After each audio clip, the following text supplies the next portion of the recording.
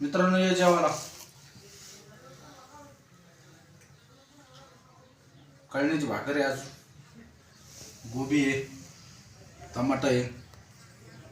कळण्याची भाकर म्हणजे अशी ना पिझ्झा ना बर्गर, फक्त खावे आयुष्यात कळण्याची भाकर एक नंबर. काय करतात पिझ्झाला आणि बर्गरला, इतकी जबरदस्त लागते. फक्त आता जे शेतकरी खातात त्यांनाच माहिती कळण्याची भाकर कशी लागते खायला.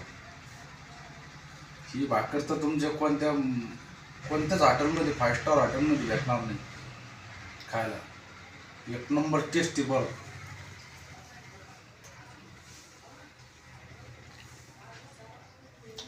सध्या तर असे पैसे देऊन पण भेटणार नाही.